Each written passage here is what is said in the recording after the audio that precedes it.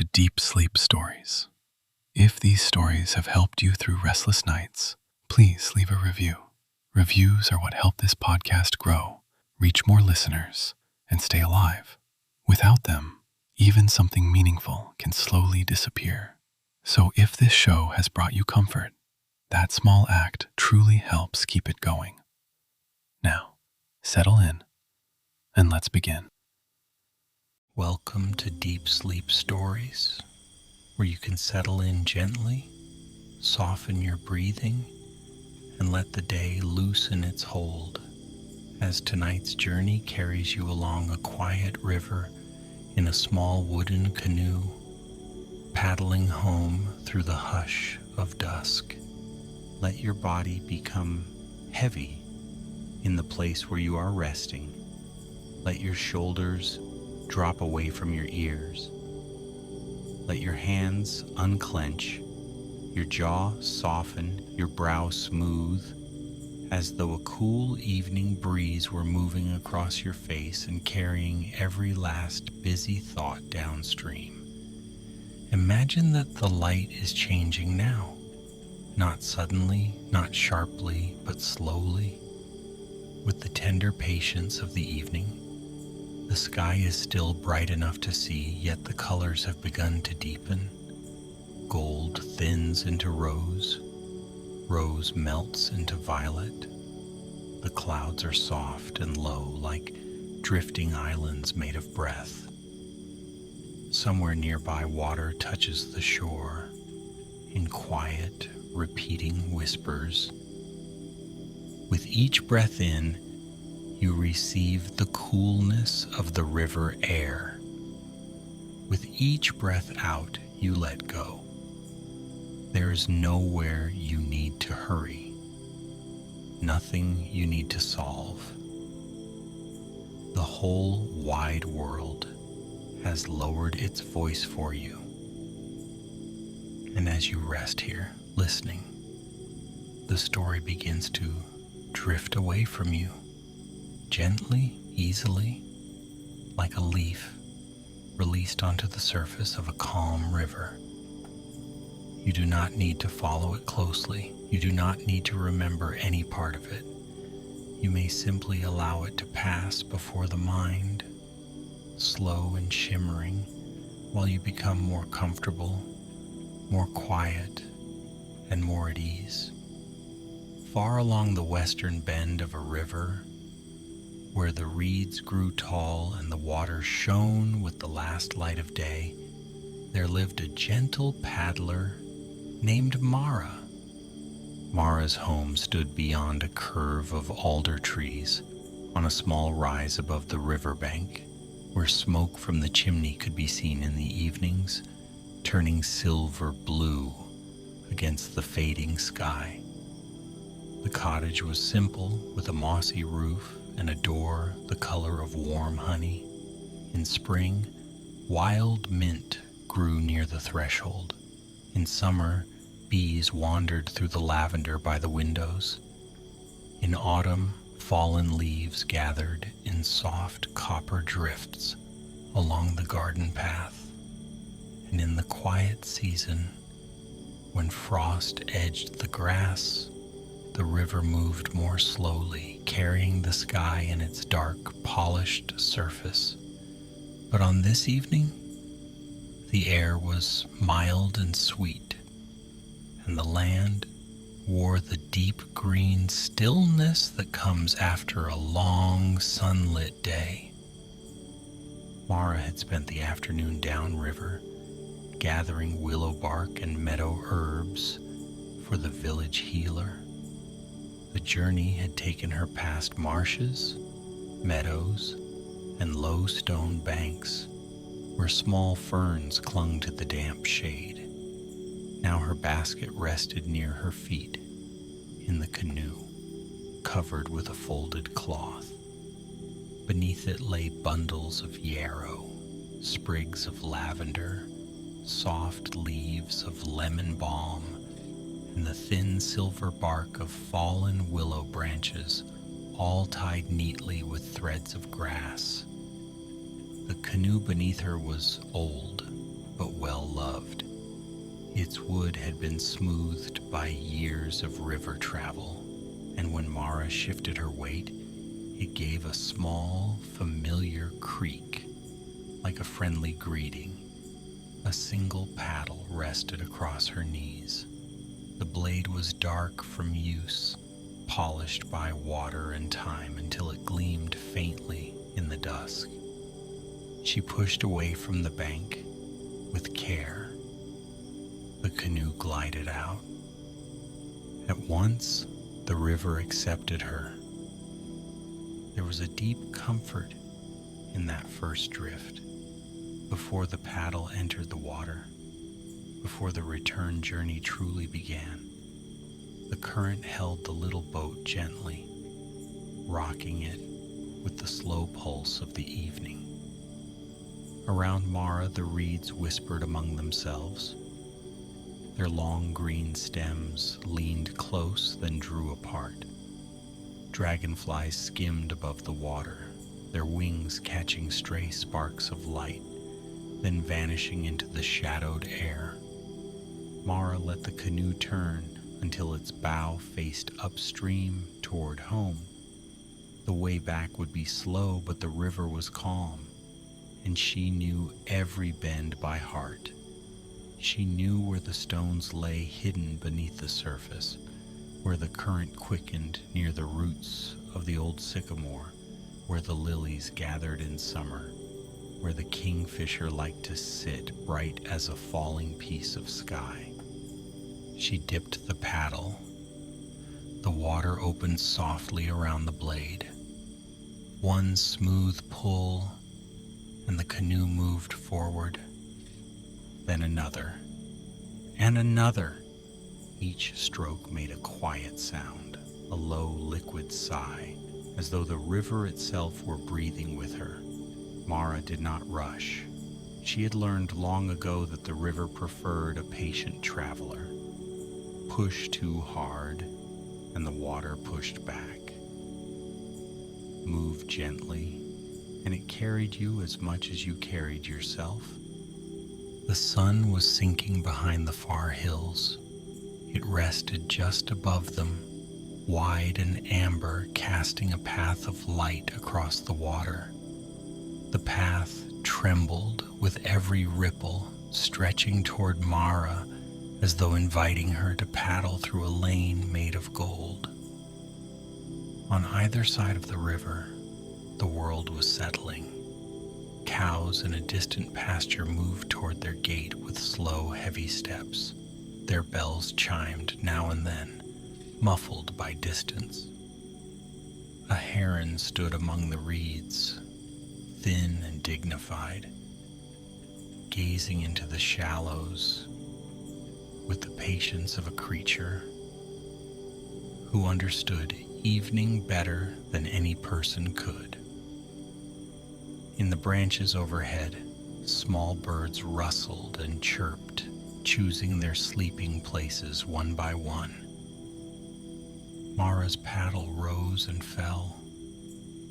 The canoe slid onward. The air smelled of water, green stems, cool mud, and the faint sweetness of blossoms closing for the night. Every now and then, a breeze wandered down the river and touched Mara's cheek. It carried the scent of pine from somewhere beyond the meadow, and beneath that, the warm mineral smell of sun-baked stones releasing the day's heat. Ahead, the river widened. Here it moved more slowly, spreading itself into a glassy pool where the sky seemed to deepen before it deepened anywhere else. The gold of the sun softened into peach. The blue above became tender and transparent. A single star had appeared, just visible, trembling in the high eastern sky. Mara paused her paddling. For a little while she allowed the canoe to drift. There was no sound but the river, the insects, and the distant hush of leaves. The water held the reflection of the evening so clearly that the canoe seemed suspended between two skies, one above and one below. Mara looked down and saw the fading clouds beneath her, long and pale. She saw the silhouette of the paddle across her lap. She saw, deeper still, a shadow of movement as small fish passed beneath the boat. She smiled, but only faintly, the way one smiles when the heart is quiet. In the village, people often said that the river remembered everything. It remembered the feet of deer at dawn, the laughter of children on warm afternoons, the moonlight in winter, the songs of travelers, the tears of those who came to sit beside it when words were too heavy to carry elsewhere. The river received all things and kept them gently. It did not ask anyone to explain. Mara liked that about the river.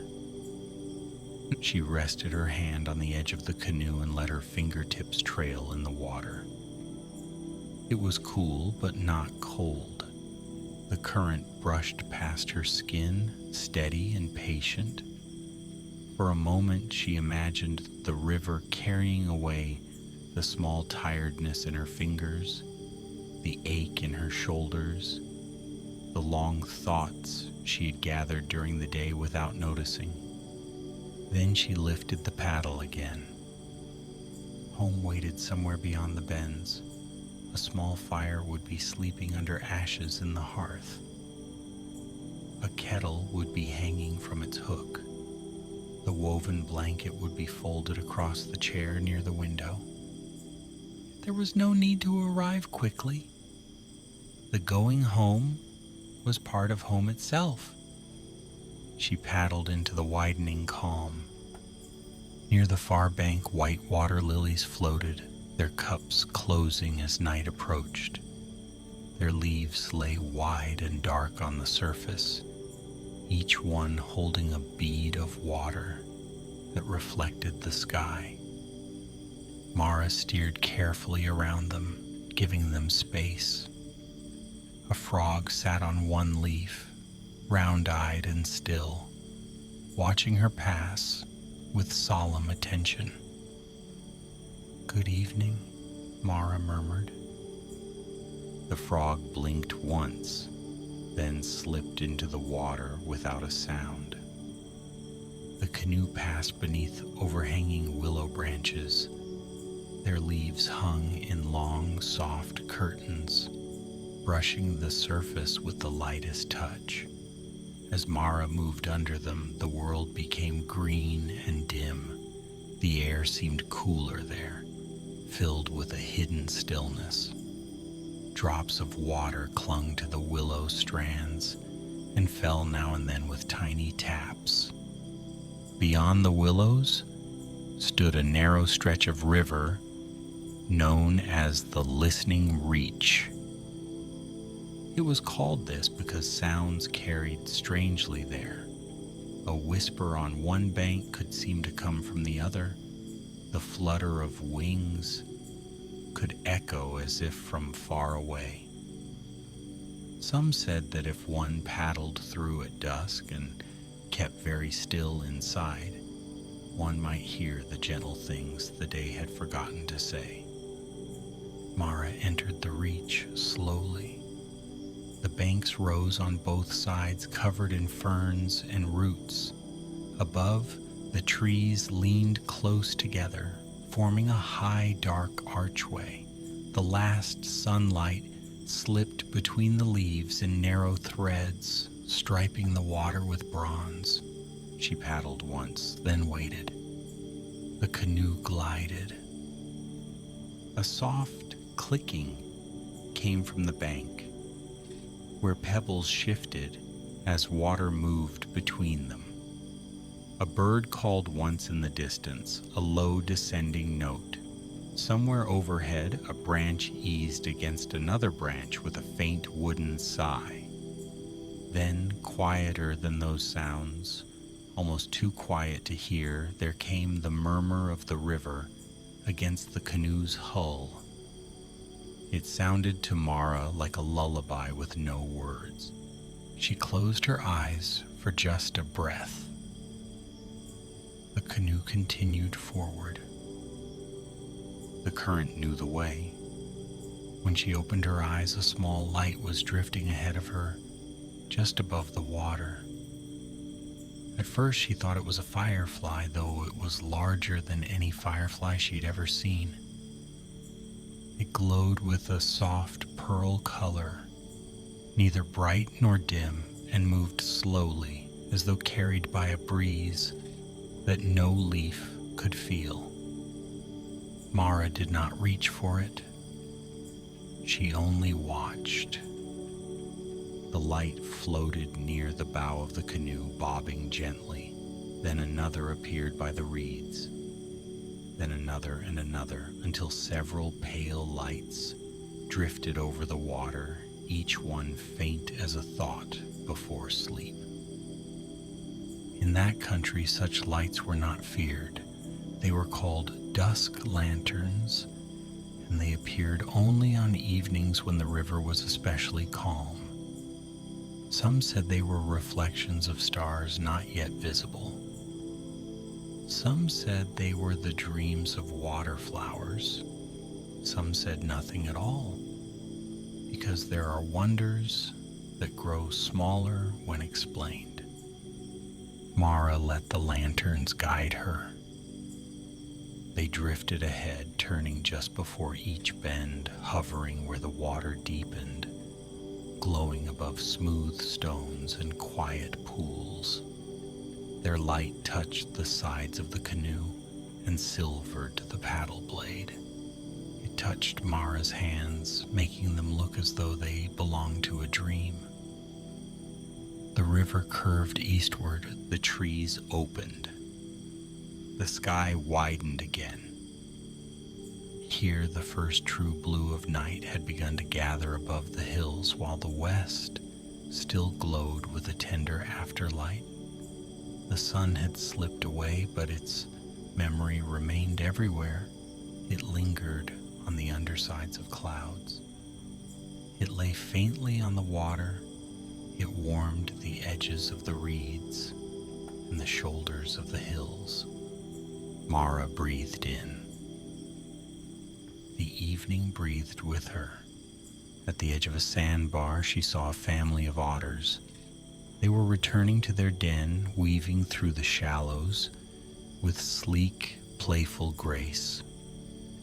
One rolled onto its back and floated for a few moments, paws folded against its chest, as if it too had decided that no hurry was needed in such a gentle hour.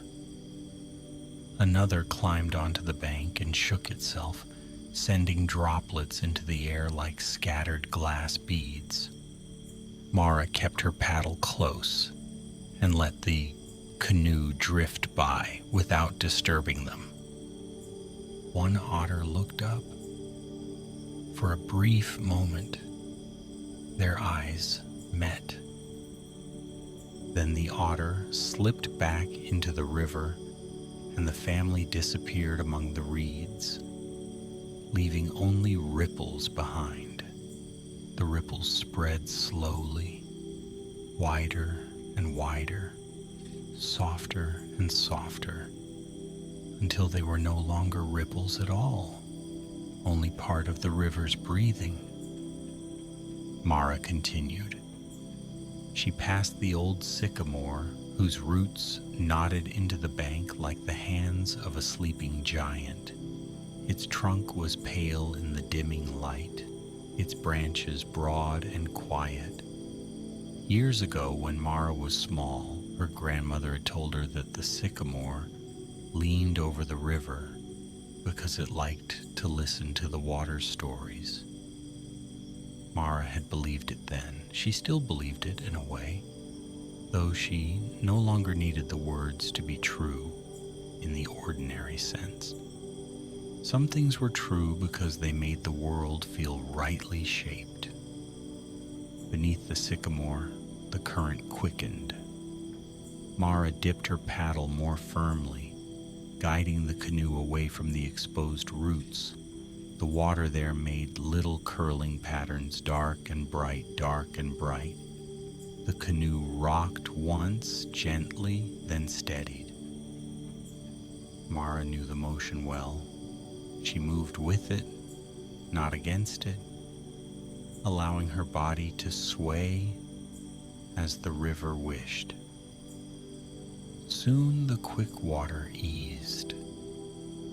The canoe emerged into a quiet stretch where the banks were low and grassy. Fireflies blinked among the reeds now, their small golden lights appearing and vanishing, like slow thoughts dissolving. The dusk lanterns grew fainter among them until Mara could no longer tell which lights belonged to the river and which belonged to the air. She did not mind. All light was welcome. Ahead, beyond a fold of meadow, she could see the outline of the first hill near home. It rose dark against the sky, gentle and rounded, with 3 pine trees standing at its crest. When those trees came into view, Mara always felt something inside her loosen. It meant the far places of the day were behind her. It meant the cottage was not much farther. It meant the river would soon carry her through the final bend, where the water grew shallow and the stones shone under the surface like sleeping moons. But before that bend came the cove. The cove was small and sheltered, tucked behind a fringe of cattails. Mara often stopped there when returning at dusk, not because she needed to, but because it was a place that seemed made for pausing. The water inside the cove was still, protected from the current, and the air always smelled faintly of wild flowers, even after the flowers had closed. She turned the canoe toward it. The bow parted the cattails with a soft hush. Their brown velvet heads nodded over the boat. The stems whispered along the sides. Then Mara entered the cove, where everything became still. The water mirrored the sky perfectly. The first stars had multiplied. They hung in the deepening blue, clear and patient. Their reflections trembled beneath the canoe, and for a moment it seemed that Mara had paddled into the center of a quiet sky, where stars floated both above and below. At the back of the cove, a flat stone rested near the bank. Mara guided the canoe beside it and laid her paddle across her knees. She took the cloth from the herb basket and lifted one sprig of lavender. Its fragrance rose softly in the cool air. She closed her eyes. The scent reminded her of clean linens, warm afternoons, open windows, and the slow sound of bees moving from flower to flower. It reminded her of her grandmother's hands, careful and warm, tying herbs into bundles. It reminded her of rest, of rooms made ready, of lamps turned low. Mara placed the lavender back in the basket. Then she sat quietly. A small moon had risen above the trees, pale and thin. Its light was not strong yet, but it touched the edge of the cove with a faint silver line. From somewhere in the reeds came the tiny chirring of insects. Farther away, an owl gave a low call, not lonely, not sad, simply present in the evening. Mara thought of the healer waiting for the herbs. She thought of the village with its stone paths cooling under the night. She thought of the baker closing his shutters, the candle maker trimming wicks, the children being called in from doorsteps, the old shepherd counting his sheep by touch and murmur. Every life along the river was slowing now. Every roof gathered the dusk. Every window held a softer light. The thought comforted her. No one was truly alone on such a river.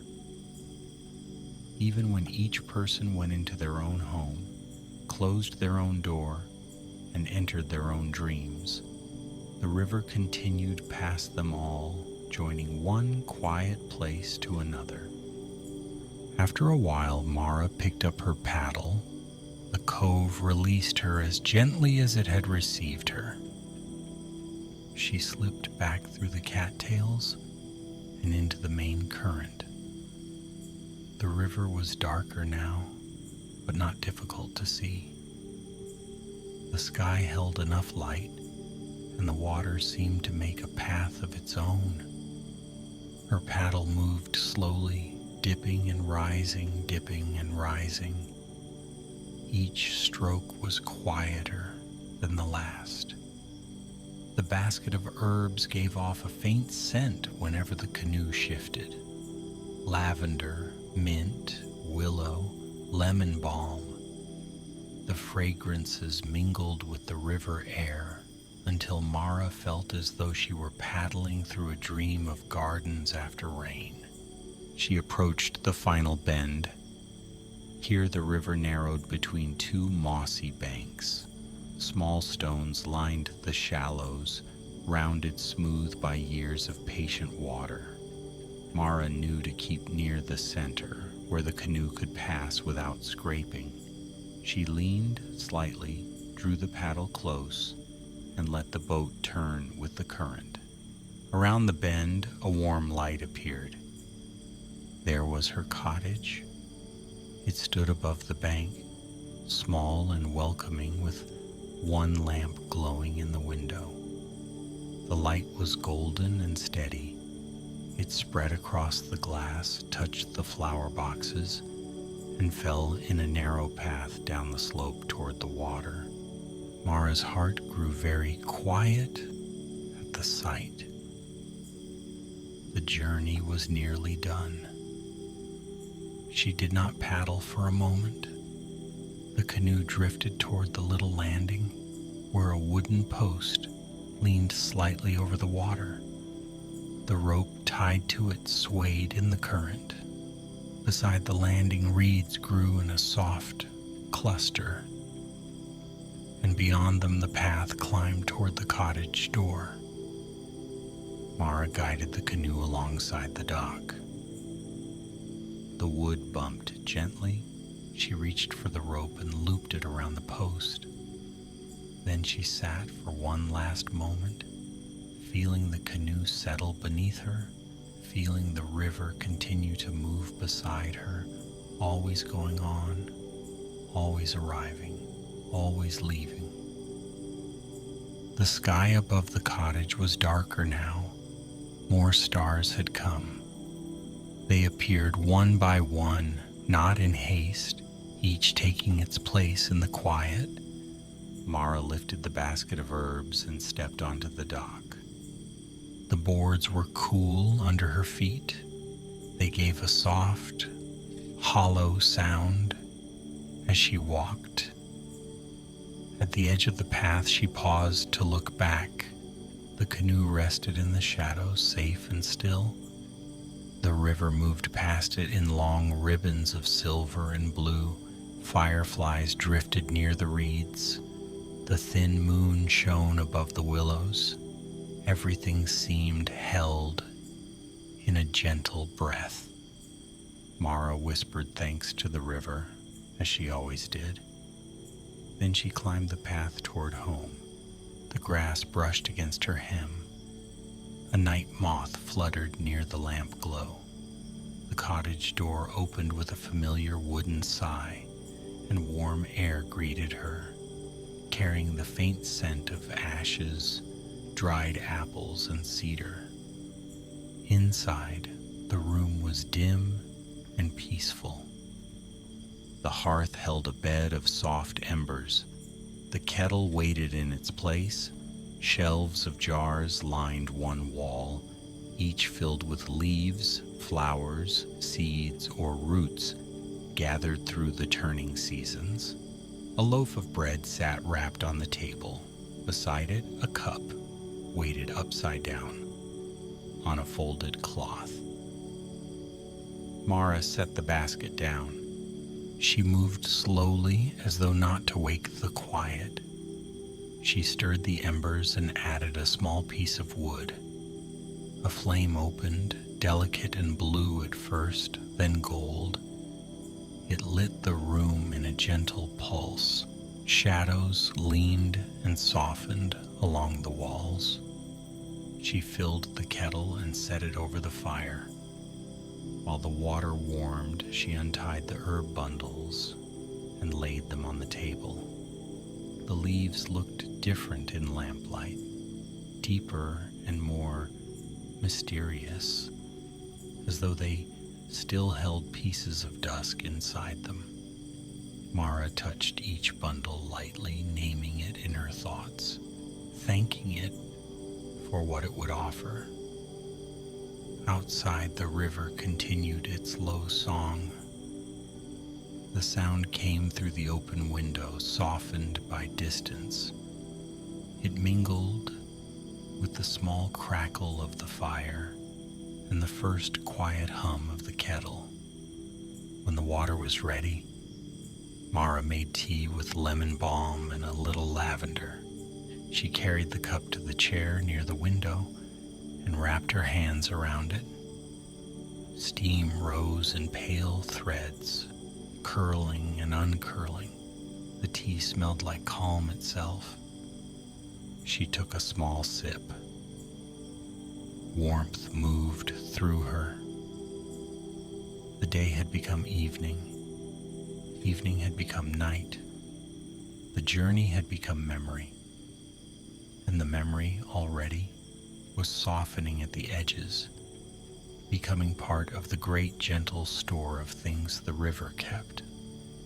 Mara leaned back in the chair. Her eyes rested on the dark window, where the lamplight reflected the room behind her and the night beyond it. For a while, both worlds were visible at once. The little room with its fire and table, the garden path, the stars, the shadowed trees, the unseen river moving below. She listened. The cottage settled around her. A log shifted in the hearth. The kettle cooled. Leaves rustled faintly outside. Somewhere far away, the owl called again. Mara's breathing slowed. There would be time tomorrow to carry the herbs to the healer, time to speak with neighbors, time to mend the basket handle, sweep the step, and walk the garden path. But not now. Now there was only the quiet. Now there was the chair, the warm cup, the river's murmur, and the gentle closing of the day. After a while, Mara rose and banked the fire so that it would keep through the night. She washed the cup and placed it beside the sink. She folded the cloth over the herbs, leaving them safe on the table. Then she closed the window halfway, just enough to keep the room warm, but not so much that the river's song was lost. In the small sleeping room, the bed waited beneath a quilt, stitched in faded blues and greens, the colors of water and leaves. Mara changed into her night clothes and slipped beneath the covers. The pillow was cool. The quilt was soft and familiar. The room held the faint scent of lavender from the bundles on the table. Outside, night deepened. The river kept moving. It flowed past the cottage, past the reeds, past the cove, past the willow curtains and the listening banks. It carried moonlight on its back. It carried leaves, reflections, little silver ripples, and all the quiet stories of the day. It carried them gently, without hurry, toward the wide, sleeping places beyond the hills. Mara closed her eyes. In her mind, the canoe still drifted. The paddle rose and dipped. The water sighed. The dusk lanterns glowed faintly ahead, then dimmed, then became stars, then became nothing more than softness behind her eyelids. Her hands relaxed. Her shoulders relaxed. Her thoughts loosened one by one like leaves floating away. The cottage was quiet. The river was quiet. The whole valley seemed to rest. And now, dear traveler, the story grows softer too. The canoe has reached the shore. The lamp has been lowered. The cup has been set aside. The window is open just enough for the night air, just enough for the river song. There is nothing more to carry, nothing more to do, only rest. Let the dark be gentle. Let the bed hold you. Let each breath become slower than the last. The river moves on, calm and silver beneath the moon, and somewhere in the hush of that peaceful valley, all is well. Good night, dear traveler. Sleep well.